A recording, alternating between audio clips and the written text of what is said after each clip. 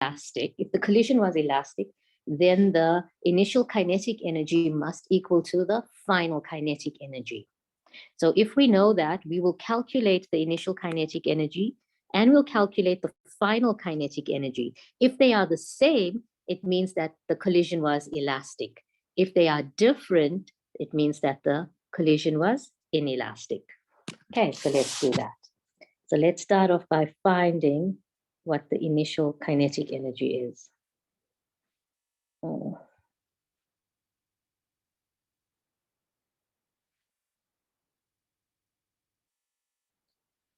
Let's write in. Okay, so the initial kinetic energy. Okay, sorry, let me just start at the beginning of the line.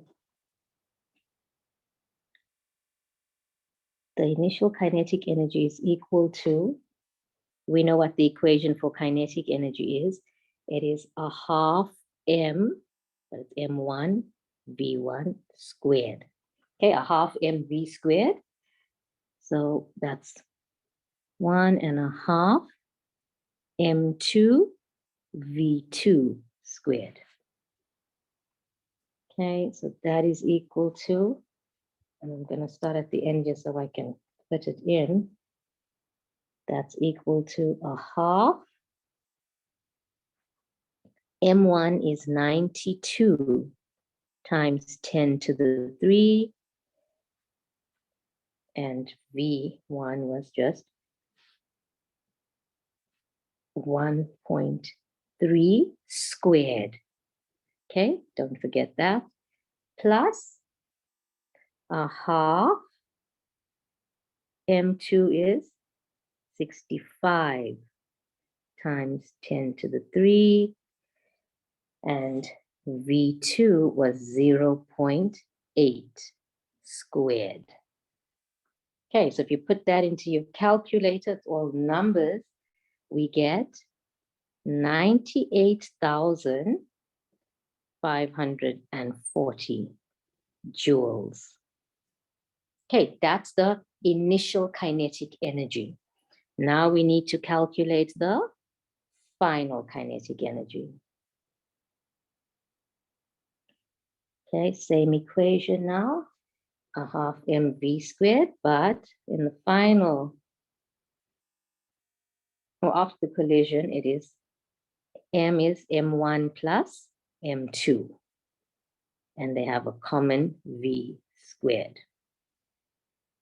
Okay, so we substitute the values.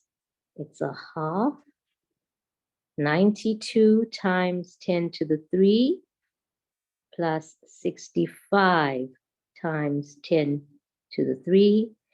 And what is the V? Well, we'll just go up here and we've just calculated it, 1.09. Okay. And if we had calculated incorrectly, then we're going to put that incorrect value in here. 1.09 squared. Okay, we put all of that in and we already know that it's not going to be the same. You get 93,265.85. Okay, so here's the two values. So initially it's 98,540 and finally it's 93,260. So we have to write it out. And so if we'll say this Ki is not equal to Kf. Okay, that's what the calculations we've done. And what does that tell us? Therefore, the collision is inelastic. Okay. Okay, I went through it very slowly. I hope I did it properly and you understand. So just for doing all of that, just those 3 questions, step by step, you can get 11 marks. Okay. Okay, we have time, so we'll be able to just do one more. I mean, you're probably very tired of momentum, but there's one more example now. Also something slightly different. Momentum, question 4. Okay. Okay, so here's one more example. A ball X. So yeah, we can see the diagram here. There's two balls, one is X and one is Y. And here the directions are given again as north, east, south, and west. Okay, so ball X of mass 10 kilograms is moving eastwards with a velocity of 2 meters per second. It collides elastically. Oh, see, and it's all written in capital letters. So they're telling us something. Okay, collides elastically with another ball Y of mass 2 kilograms, which was moving with an unknown velocity Vy. Okay, and it's in the diagram here, diagram A. Immediately after the collision, ball X comes to rest, and ball Y moves eastwards with a kinetic energy of 36 joules. And that's what they're showing us in diagram B. Okay. And then they're going to ask us all these questions again. Explain the meaning of that term, calculate the velocity. If they were in contact for this time, what is the force or what is the impulse? All the questions are the same, but each situation is different. All you have to do is just remember your notes or how you solve this, and you do all of them the same. Okay, so here's the first one. Explain the meaning of the term elastic collision. Okay, I'm not going to try to write it here. I'm just going to write the keywords, okay? I'll tell you what it is. So the elastic collision is a collision in which both total momentum and total kinetic energy are conserved. Okay, so I'm just going to write your both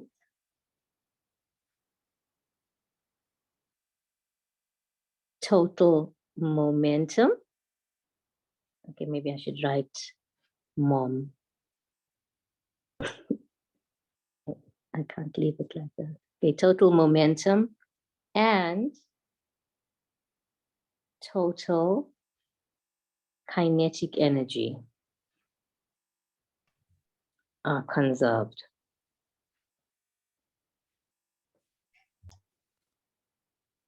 Okay, so I think we've covered all the definitions now. Right, so that's what an elastic collision is. So we know that the momentum before is equal to the momentum after, kinetic energy before is equal to the kinetic energy after. And we're obviously going to use that, or we'll need to use it now. Calculate the velocity Vy. Okay, so in a question like this as well, there are different possibilities. Each of you may think of a different way of solving it, and that's fine. You can use whichever method you are comfortable with. I'm going to just show you one of the methods now, okay? Okay, so what I'm going to do is, since they've told us that 36 joules is the kinetic energy at the end here of Y, I'm going to use that to find what the velocity is, the final velocity of Y is. And then if I have that, I'm going to use the equation, the momentum equation, to find Vy, the initial one. Okay, so that's what I'm going to do. If you want to write ahead of me, you can go ahead, but let's do that. So for 4.2, the first thing I'm going to do is know that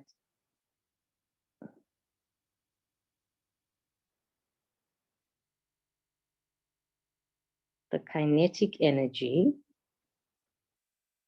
the final, is equal to a half.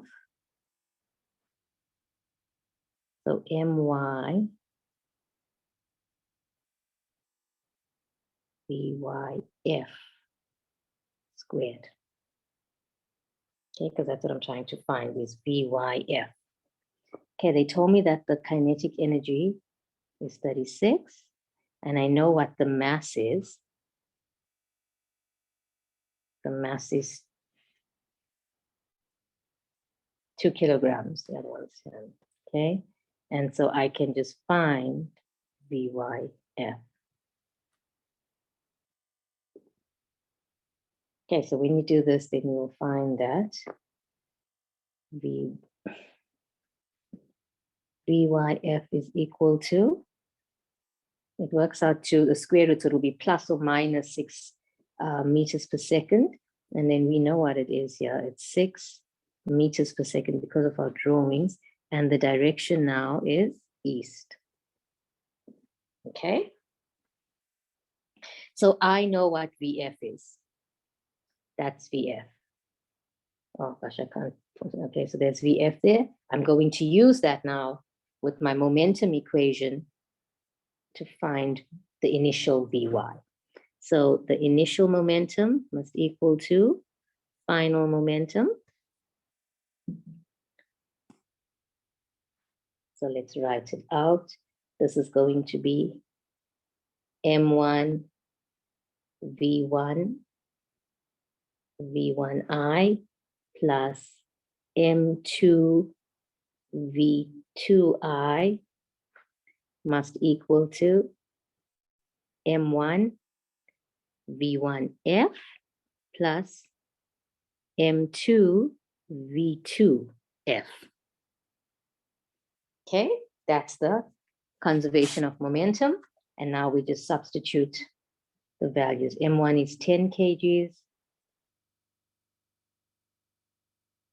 V is 2 plus M is 2.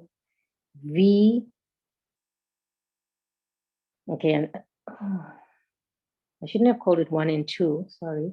I should have called it X and Y. Okay, because we're trying to find Vy. So all over here, where I've called it 1 and 2, this is the Vy. Okay. Can we just, let's just put this right. This will be My Vy.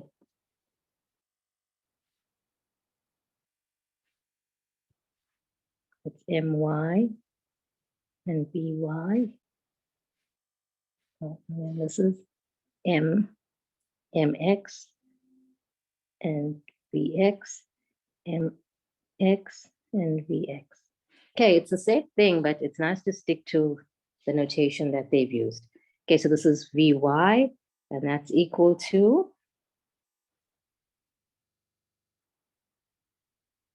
the final, this stops, so that's just 0 plus 2 times 6. And then you'll just get Vy is equal to 12 minus 20 divided by 2. That's just using the, and then you get minus 4 meters per second. What does that mean? It just means that it is 4 meters per second west. Okay. You could write left as well, but it's better to keep it as that. Okay, so that's how we found it. This is one method of doing it. There are other ways. And if you've got a different way of doing it and you get the same answer, that's fine. Okay, so let's just answer the last question here. It says, the balls were in contact with each other for 0.1 second during the collision. Calculate the magnitude of the force that ball X exerted on ball Y during the collision. Okay, remember the force is going to be the same, but they asked us to do this. So for 3 marks, let's do that. 4.3, the equation is F net delta T is equal to M VF minus VI. We're trying to find F net. Delta T is 0.1 seconds. The mass is 2 kilograms. The final velocity is 6 minus -4. And so from here, you will get that the net force is equal to 6 plus 4 is 10 times 2 is 20 divided by 0.1. But you just put this into your calculators and you get 200 newtons. Okay. That is the force that ball X exerted on ball Y during the collision. It is also the force that ball Y exerted on ball F. Okay, so we made it through. I'm sorry about this writing, but those are all the momentum equations or questions, sorry, that we wanted to do today. So if you have any questions now on any of the examples we did, we can go through that.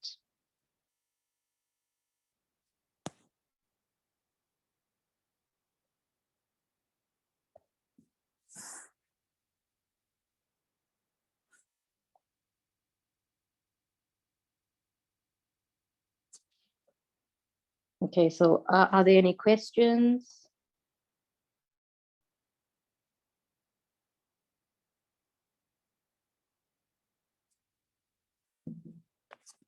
Anything you want to ask me?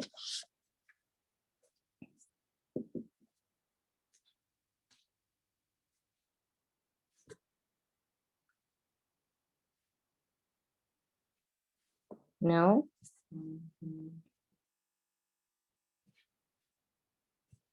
Okay, I'm just waiting now because we're going to have a break, a 5-minute break just now. When we return, we're going to do some examples on vertical projectile motion.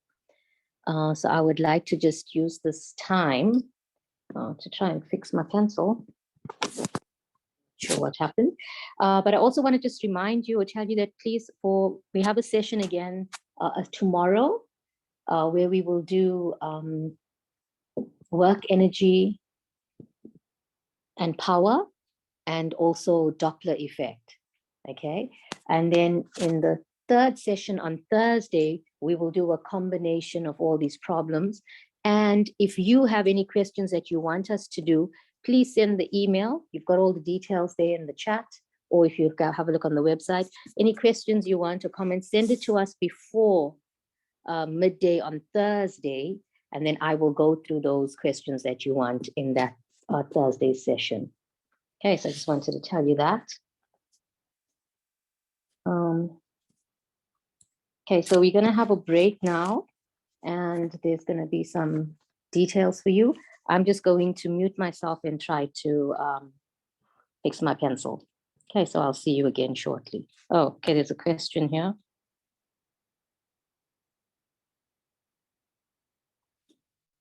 Okay, yeah, someone's put their hand up. You can unmute yourself and then you can ask the question. Hi, my name is Leighton. Yes, Leighton. I would like. For momentum, do they always ask the same questions? They don't always ask the same questions. So I don't want to say that, you'll get something different. But these are all random questions taken from different years' papers. And these are the questions that they ask. Oh, okay. Thank you. Welcome.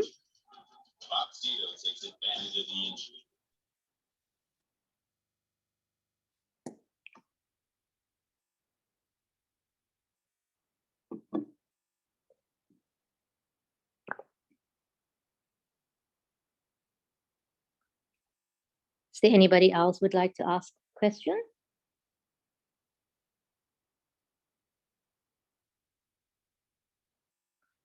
Okay, so I'm going to stop sharing my screen and I'm going to mute myself. Okay, I'll see you in a little bit.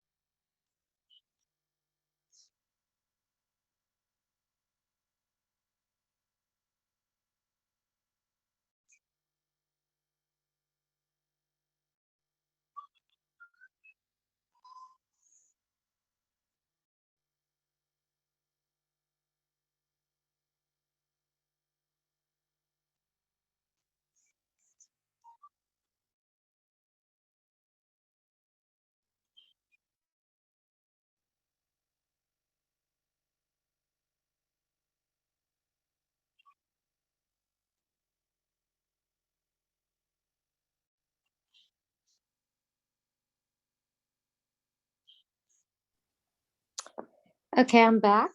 Can you hear me and can you see my screen?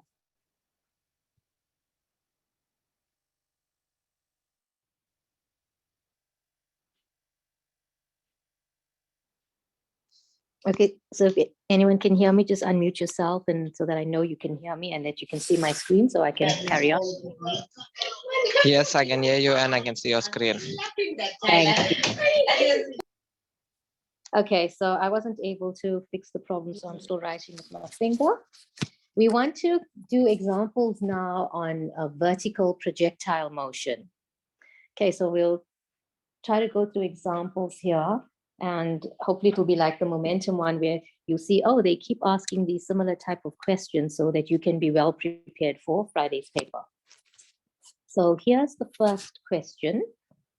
It says that a small ball is dropped from a height of 2 meters and bounces a few times after landing on a cement floor.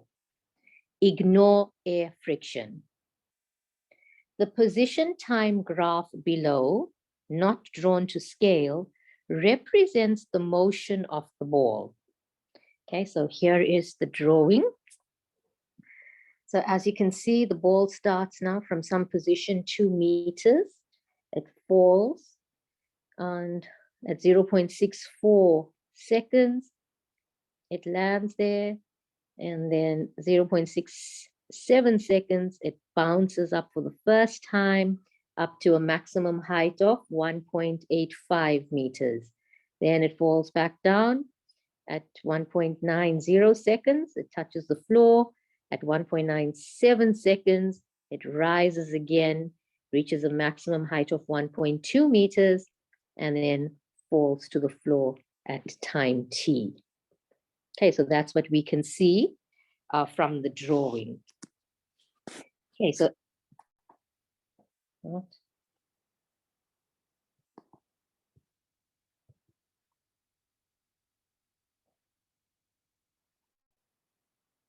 Sorry about that.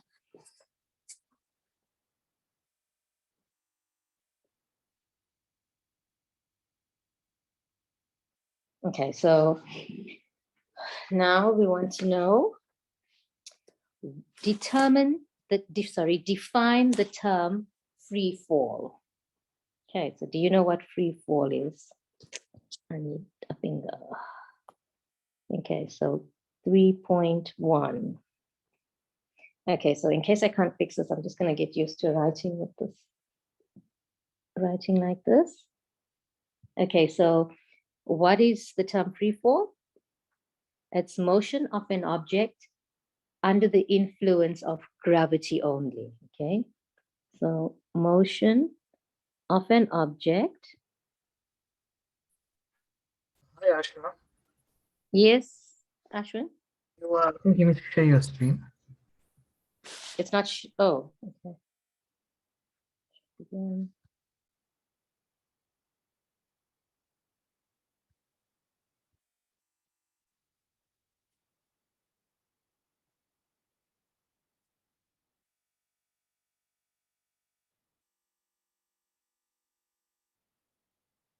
Okay, can you see me now? Can you see my screen? Yes. Okay, thank you. Okay, so what is free fall? And that's motion of an object under the influence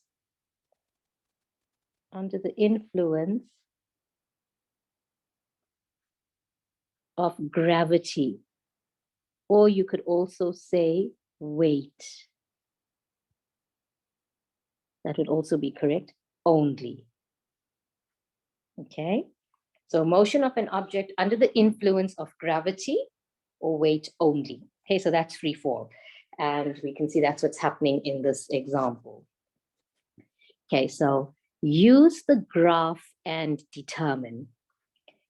So we have to look at the graph. So I'm going to keep moving the screen up and down.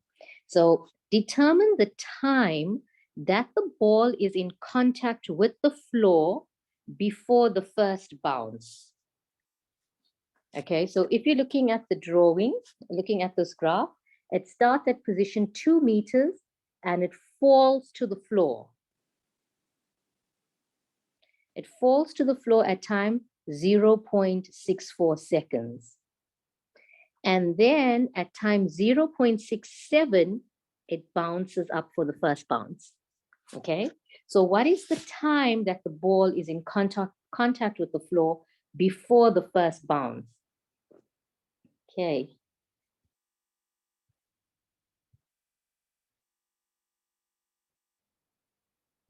Okay, 3.2. It's just going to be, and I'm going to show it to you again, it's going to be 0.67 minus 0.64. Oh dear. Okay. 0.67 seconds minus 0.64 seconds, and that is equal to 0.03 seconds. Okay, so that's the answer to that question. That's probably 0.1. Right, that's the time that the ball is in contact with the floor before the first bounce. 3.2.2. The time it takes the ball to reach its maximum height after the first bounce. Okay, so how long does it take the ball to reach its maximum height after the first bounce? So let's look at the drawing. So you can see at 0.67 seconds, it starts the first bounce and it reaches a maximum height of 1.85 meters. So how long did it take the ball to reach the maximum height? Okay. So how we're going to do it is now, if you look at this drawing, now unfortunately I can't write on it, so please just follow as I'm taking you through it. So if we look at this curve of the first bounce, so we're looking at the curve from 0.67 seconds to 1.90 seconds. That's the first bounce. And when you have a bounce like that, or any of these curves like that, then the time that it takes to go from 0.67 seconds until it reaches that maximum height, 1.85 seconds. So you can see on here, I've drawn the vertical dashed line down there to the axis for time at the maximum height. So the time that it takes to go from the floor at 0 meters up to 1.85 meters is the same time that it takes to fall back from 1.85 seconds to the floor at 1.9 seconds. Okay, I hope that you understood what I'm saying, and I'll just say it one more time. So when the ball is at 0.67 seconds, and its position is 0. It's just bouncing off the floor. So from the floor at time 0.67 seconds, for the ball to go up to 1.85 meters, it takes a certain amount of time. And the time it takes is equal to the time it will take to fall from 1.85 meters back down to 0 meters, where the time is 1.90. Okay, so if we know that information, then we can calculate the time that it takes to reach 1.85 meters. So the time to get to 1.85 is the midway of 0.67 and 1.90. Okay, so that's how we're going to solve that with not using any other equations, okay? So 3.2.2. Delta T is equal to 1.90 minus 0.67. So that's the whole time interval there. And then you must divide it by 2, because that's the time it goes up and falls back. We want the time to reach the maximum. And if you put that in, you just get 0.62 seconds. Okay, and we leave it as that because the question was determine the time it takes the ball to reach the maximum height after the first bounce. So straightforward. Okay. The next question is the speed at which the ball leaves the floor at the first bounce. Okay, so now at this time 0.67, what is that speed? What is its speed there when it's bouncing up? That's what they're asking us. Okay, so we have lots of information here, and you probably have a choice of different equations that you can use, but we'll just do it like this. Okay, so again, I'm going to take upwards to be positive.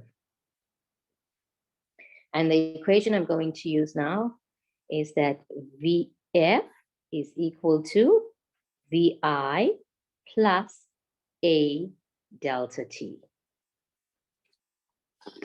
Okay, so I'm going to now use this part of the graph from 0.67 up to that maximum height. Okay. So what is V final? At the maximum height, that's going to just be 0. What is the initial velocity? Well, that's what I'm trying to calculate. Plus, what is A? It's actually G in this case, but it's 9.8. But because I've taken upwards to be positive, it's minus 9.8. And delta T, I've just calculated it above, it's 0.62. You see? So this is a simple equation. And you get that the initial velocity is 6.08.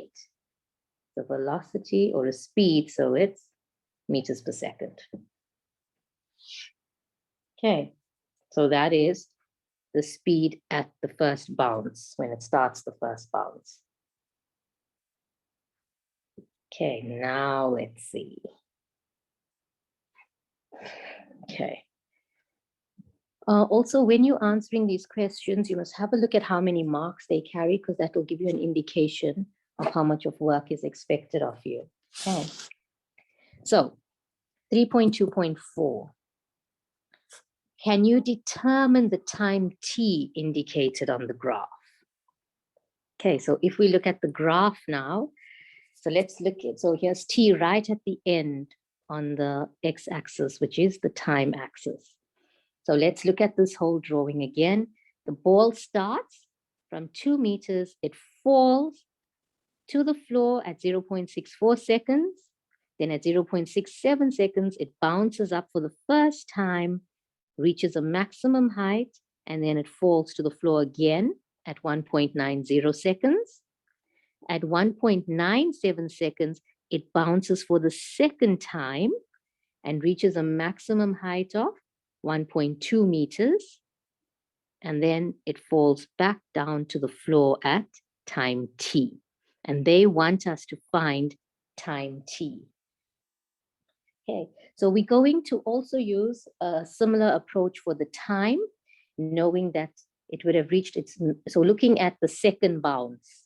Okay, I'm looking at the smallest curve here, the second bounce.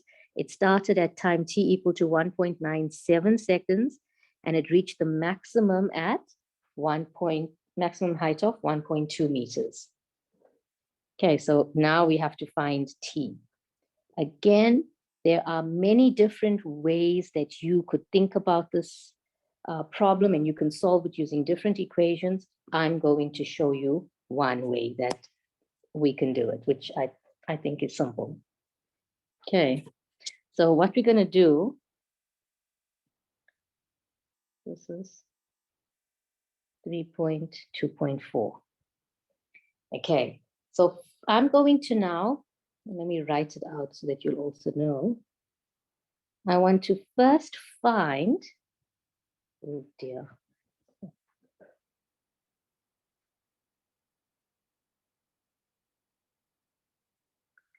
The initial velocity. Okay, so first find, and I'm saying initial velocity, we are talking about the second bounce now. Okay, that's the part of the graph we're talking about. Okay, so I'm going to write here second bounce. So you remember.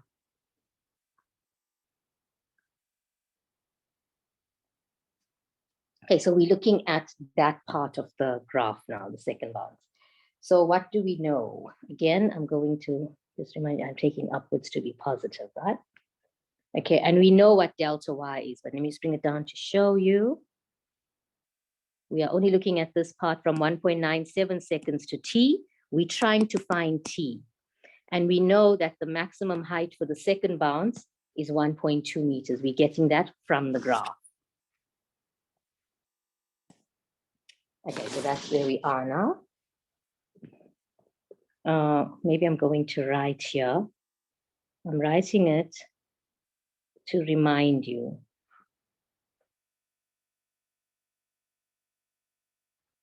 And this also determines why we use the equations that we do. Okay, you can use other equations, but let's do it this way. So we'll use VF squared is equal to VI squared plus 2A delta Y.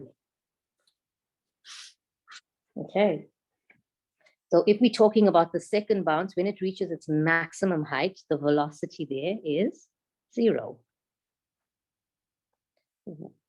We're trying to find VI. The acceleration, which is going to be minus 9.8, because I chose upwards to be positive, and delta Y is 1.2 meters. Okay. So now I think we can just go ahead with this because you know what's happening here. Just into your calculator and you get 4.85 meters per second. Okay, always put the units in. Okay, so now we know what the VI is for the second bounce. We can use that to find delta T. Okay, so I don't know how much you're gonna like this method, but this is quite straightforward. We need to come to the quadratic equation, okay? And I'm sure you are used to that. Now find, sometimes this writing is horrible. Now find delta T.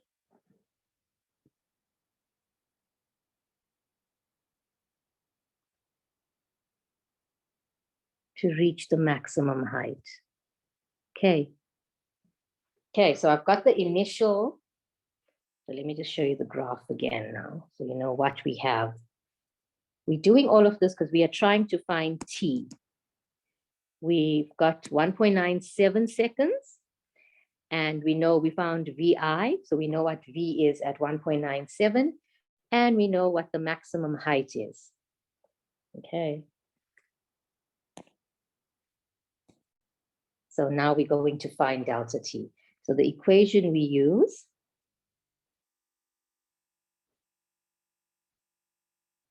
is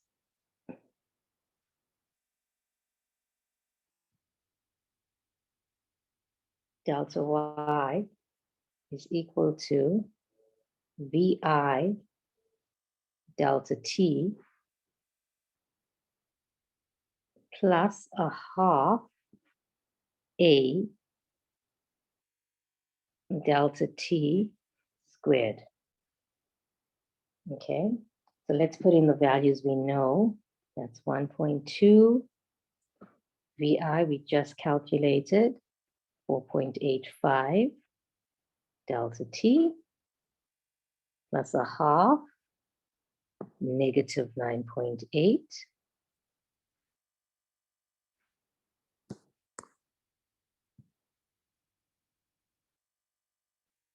Delta T squared. Okay. Okay, so now we just neaten up this equation. So it's 1.2 is equal to 4.85 delta T minus 4.9 delta t squared. Okay, so this is the physics now. That's our equation, and we substitute the values, and we come to this equation now. And, oh, sorry, I put a square there when it isn't. And we've got this equation. And so when you look at it, you can see how you've got delta t squared, and you've got delta t, and you've got another term. And you think, oh, this is a quadratic equation. I know how to solve for delta t. So we rewrite this equation into the form of ax squared plus bx plus c equal to 0, and then use your quadratic formula. Okay, so it will be, oh, put the eraser. It's 4.9 delta t squared minus 4.85 delta t plus 1.2 is equal to 0. Okay, so you can see it's delta t squared, delta t, and then you know what the equation is, but I will just write it out to remind you. Delta t is equal to minus b plus or minus the square root of b squared minus 4ac I need to make that so big, all over 2a. Okay, and you know what everything is here. That's a, b, c. That's a, b, c. Okay, so once you do that, then you can substitute all these values into that equation. Let's just see what we get. Okay. So it's, what is B? B is minus 4.85. So minus 4.85 minus.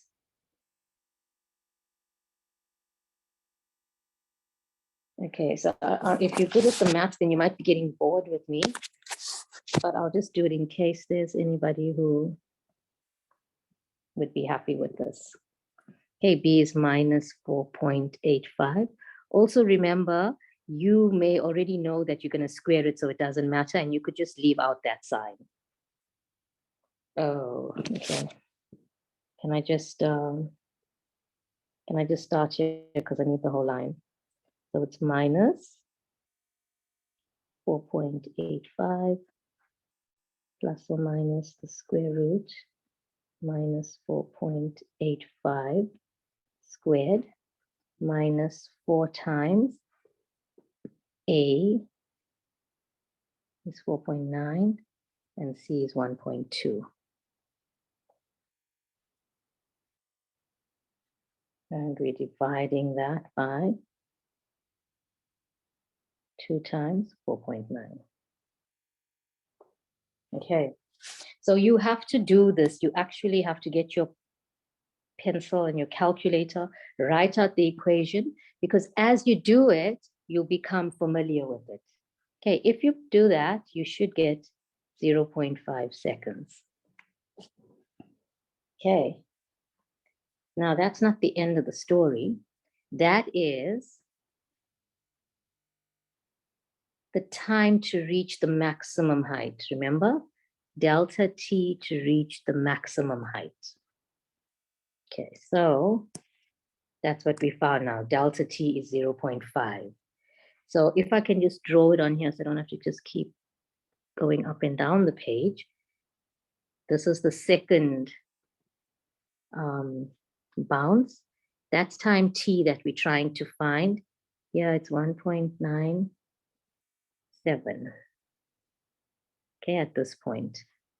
And now we found delta t, and delta t is the time taken to reach the maximum height. So this time here is delta t. Okay. Now that I've drawn it out like that for you, can you see what the answer is for t on the scale that we're trying to find? I'm sure you can. T is just going to be 1.97 plus delta t is 0.5 seconds. So that's 0.5 seconds to reach the maximum height, plus it's 0.5 seconds to come back down. So I'm just going to say times 2, or you could say 0.5 plus 0.5. And if you do that, half times 2 is 1. So it's just 2.97 seconds. And that is the answer to the time t indicated on the graph. Okay. So it seemed a little bit long because we took some time doing the quadratic equation here. But what I'm hoping is that you've learned how to solve this type of problem. If you get anything similar, when you look at the graph like this, you know that the time taken from 0 to the maximum is the same time taken from the maximum back down to 0. Okay. I'm just leaving it here. It did go quite slowly.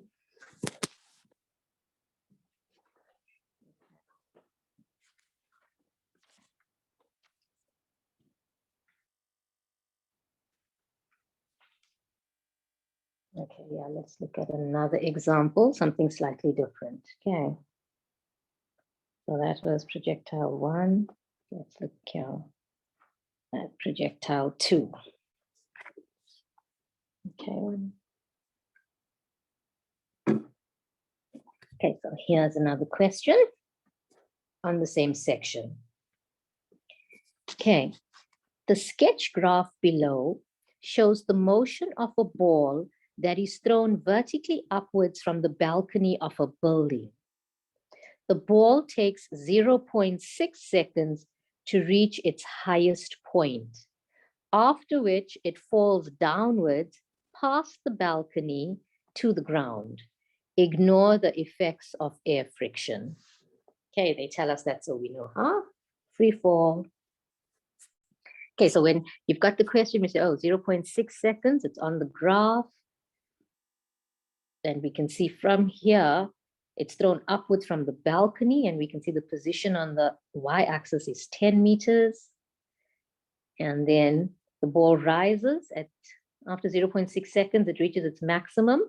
And then when it comes back down, so at time t, when it comes back to 10 meters, we know what that time is. Because if it took 0.6 seconds to reach the maximum height, it will take 0.6 seconds to come back to that same height.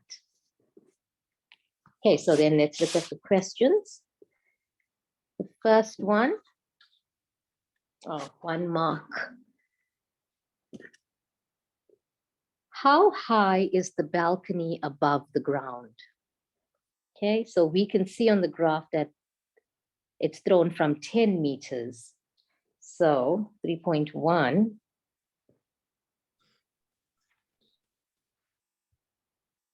is just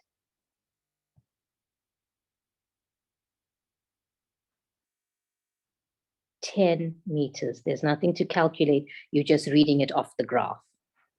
Okay, 3.2, write down the numerical value of the time t. Okay, so the time t for the ball to come back to 10 meters, it will just be 0.6 plus 0.6, or 0.6 times 2. Okay, so t is equal to 0.6 times 2. I'm just writing it there for you. You could just say 1.2 seconds and get your 1 mark. Okay. Define the term projectile. Okay, guys, what's a projectile?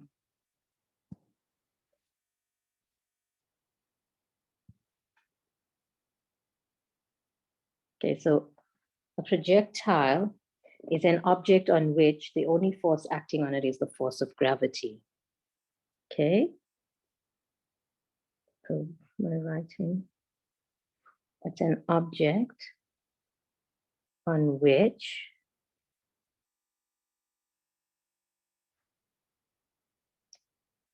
the only force acting is the force of gravity.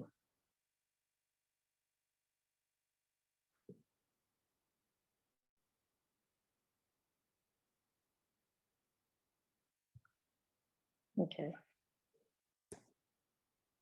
Now, calculate the initial velocity of the ball. Calculate the initial velocity of the ball. It's similar to the example we did before this. So if we look here, we know that it reaches the maximum height at 0.6 seconds. Okay, so then we can, and at the maximum height, the velocity is 0. So we can calculate VI. Okay, and here again, if you do more examples, then it becomes a little bit easier. So again, I'm going to take upwards to be positive. The equation that I'm going to use is VF is equal to VI plus A delta T. Okay, so what is VF? At the maximum height, that's just going to be 0. VI is what I'm trying to find. Acceleration is minus 9.8, and the time it takes, 0.6 seconds from the graph. And if you do that, you get that VI is equal to 5.88 meters per second, and we know that it's upwards.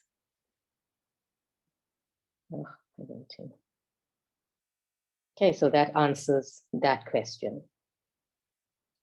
The next question is 3.5. Calculate the maximum height above the ground reached by the ball.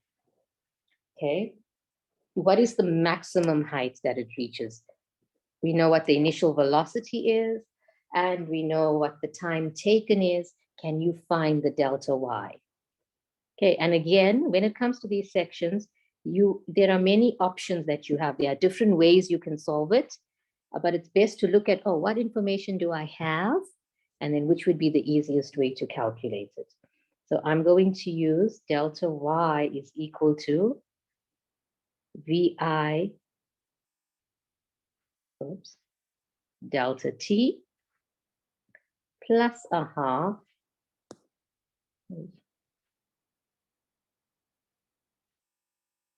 A delta T squared.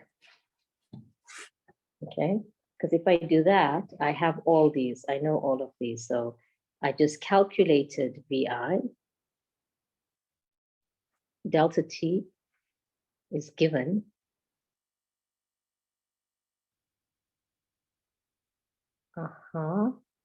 minus 9.8.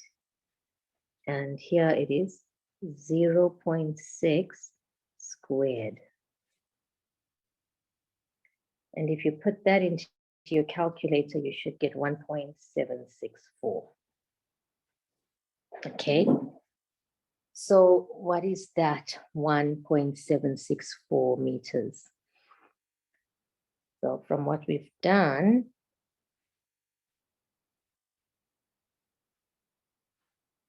so from, oh, I can't write on this thing again. So from the balcony up to the maximum height is 1.764. So what is the maximum height above the ground reached by the ball? It's not 1.764. This is 1.764 meters above the balcony. So the maximum height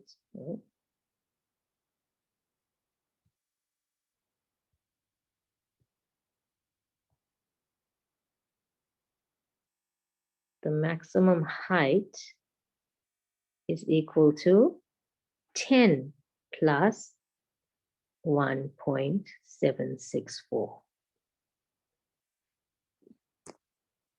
And that is equal to 11.764 meters. So that is the height. This is the correct answer to the question, which said, I'll just bring it up here for you to see. Calculate the maximum height above the ground reached by the ball. Okay, then the next question, calculate the magnitude of the final velocity of the ball when it reaches the ground. Okay, so when it reaches the ground there, what is its final velocity? Okay, so again, there are different ways that you're gonna go about doing this. I'm just gonna show you one of them. Okay, so what I'm going to do is we're going to look at it from the maximum height. From the maximum height downwards. That's the part of this whole motion that we're looking at, from the maximum height coming down. So then my equation is Vf squared is equal to Vi squared plus 2a delta y. So this is the equation, but depending which part of the motion you're talking about, the values will be different. Okay, so we're trying to find Vf squared. What is Vi squared? So if I'm talking from the maximum height downwards, then the Vi is going to be 0. Okay, because I said from the maximum height downwards. Plus 2 minus 9.8, because I'm taking upwards to be positive. And then I'm looking from the maximum height downwards, what's my delta y? It is negative 11.764. Okay, so that's important. And if you put that in there, we should get 230. And so Vf is the square root of that. And you get 15.18.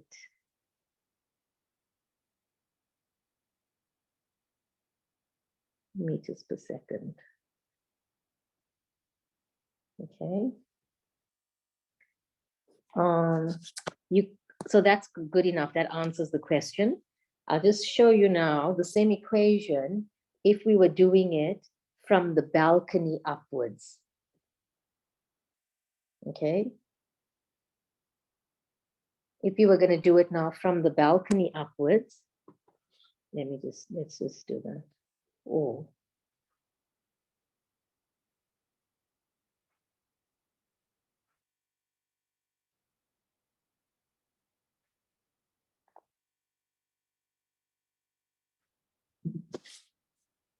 Okay, from the balcony upwards, using the same equation, right? Vf squared equal to Vi squared plus 2a delta y. Vf is what we're trying to find. So if we're talking from the balcony, what's the initial velocity? Well, then it's going to be this one here that we calculated, 5.88. Okay, so it's going to be 5.88 squared plus 2 minus 9.8. What is delta y? Okay, so I'm just going to pause to give you a chance to think about it. If we are working from the balcony upwards, so we were trying to find what the final velocity is. So calculate the magnitude of the final velocity of the ball when it reaches the ground. Okay, so if we are talking about from the balcony, then what is delta y? Oopsie. Okay, I hope that you've got the answer already. Then you can see that we're starting off at 10 meters from the ground. So the balcony is 10 meters above the ground. So delta Y is going to be 10 meters. Okay. Okay, so in here, delta Y is going to be 10. But it's not just 10, it's going to be minus 10 because it's below where we started and we're taking upwards to be positive. This is minus 10 because it's below the balcony. And if you do that, then obviously you're going to get the same answer, 15.18. You don't have to do both methods, you'll do one. I just want to show you that it doesn't matter which part of the motion you choose, as long as you fill in the correct values. Okay, that is question 3.6. Okay, here's the last question. Draw a velocity versus time graph for the motion of the ball. Indicate the following on your graph: initial velocity, final velocity, time taken to reach maximum height. Okay, so when they ask you the question like this and they tell you what to show, it's very important that you do that because obviously marks are allocated for this. Even if they didn't tell you to show this, you must know now whenever you draw the graph to show these values. So it's velocity versus time, initial velocity, final velocity, and the time. How will you know what you should show on the graph? Well, you look at the questions that were above. What did they ask you? They said, calculate initial velocity. That was 3.4. That said, calculate maximum height. Then it says, calculate magnitude of the final velocity. Okay, so it asked you those questions. So when you draw your graph, you put in all those values. Okay, so can you draw the graph? While I was talking, discussing, I was giving you a chance to do it. So that's 3.7. What does your graph look like?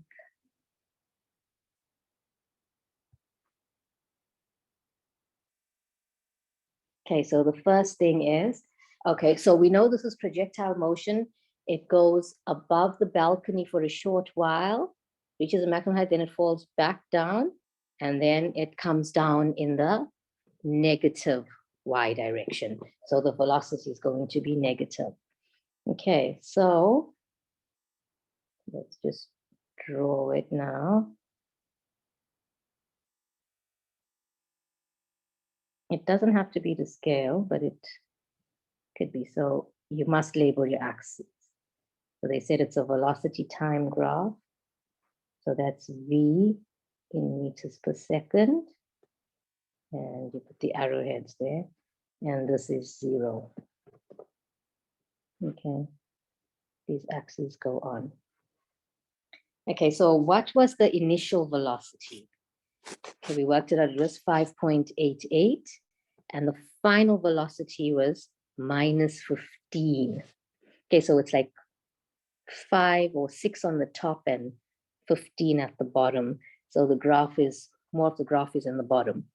But anyway, so let me just draw this and then we'll put in the values. Okay. So when is this 0? Here. That's when it reaches the maximum height. So that's at t equal to 0.6. So that's that point there. My writing is very bad here. This point here, what is the velocity? Maybe I should put it in red. This is 5.88.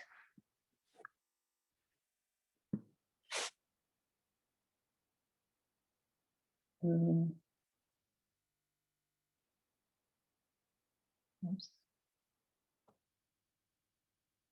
In that line, a little bit longer. And then here, this is minus 15.18. Okay, so that's what the graph looks like. The velocity decreases. You can see from 5.88, it decreases to 0 at the maximum height. Thereafter, it increases, but in the negative direction until it gets to minus 15.18. Okay, so it asked us for initial velocity. Just make sure initial velocity, that's 5.88. We've got that. Final velocity, we've got that. And the time taken to reach the maximum height, that was 0.6. Okay. Yo, that was long, but that whole question carried 18 marks. Okay, see, 18 marks. Okay, so that's the last example we'll do. I hope that I went through it step by step and showed you how to solve these problems. And yeah, I hope that it helps you. I can take any questions.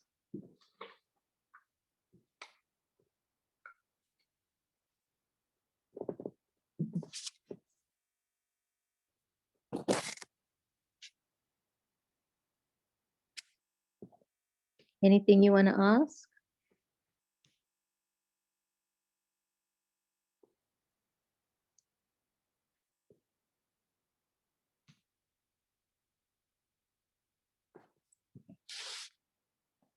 No, nothing.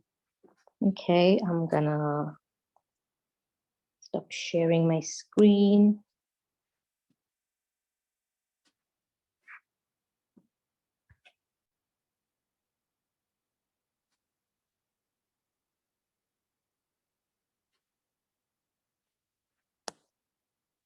Okay.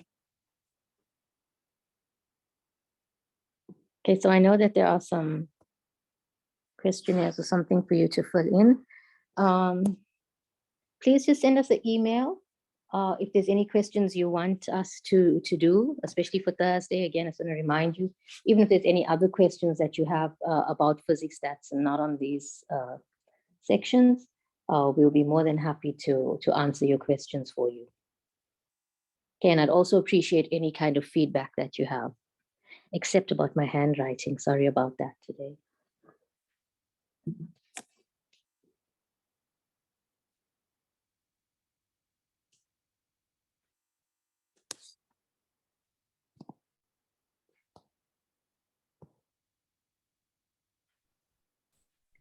Okay, so if there's no questions, then I guess we'll close the session.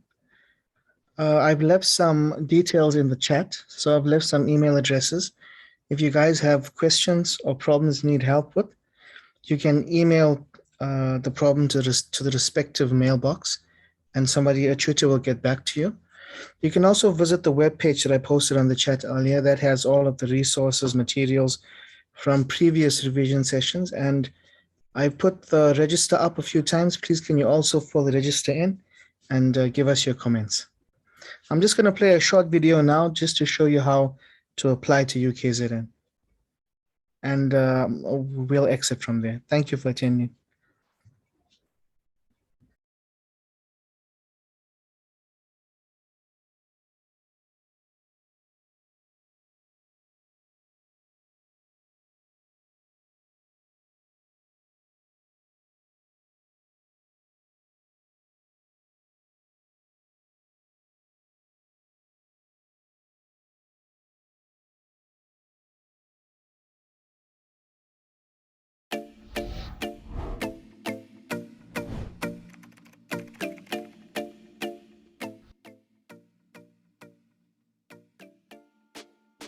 Part of the UKZN experience is the opportunity to be part of a community and to network with not only our world-renowned academics, but with future game changers and leaders. They do say that the extent of one's success can be attributed to those they rub shoulders with. Therefore, you must surround yourself with like-minded people. So, how do you become part of a community that is committed to your self-development? How do you become part of UKZN? First, you have to apply. All applications for undergraduate studies at UKZN are processed through the Central Applications Office, CAO. This is for both your course and student residence application. The application process is as follows. Step 1. Consult the CAO handbook. This handbook provides a list of all qualifications available at UKZN.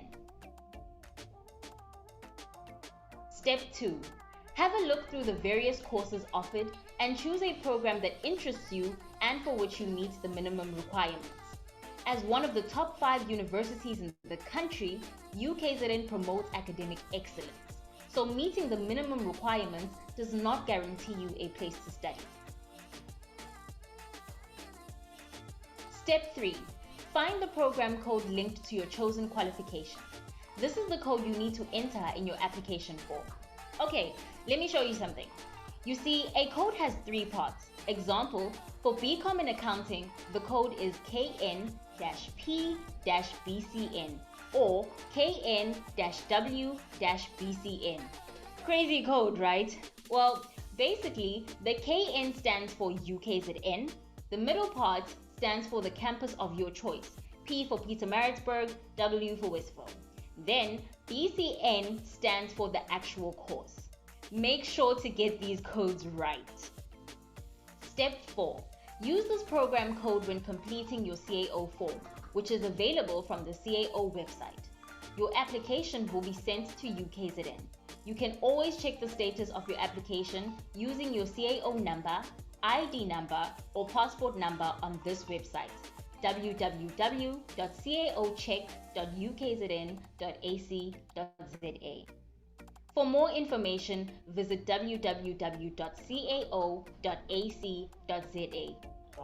It's that easy. Pay close attention to closing dates for qualifications. For example, MBCHB closes on the 30th of June, whilst other undergraduate programs close on the 30th of September. What are you waiting for? Apply now and shape your future today.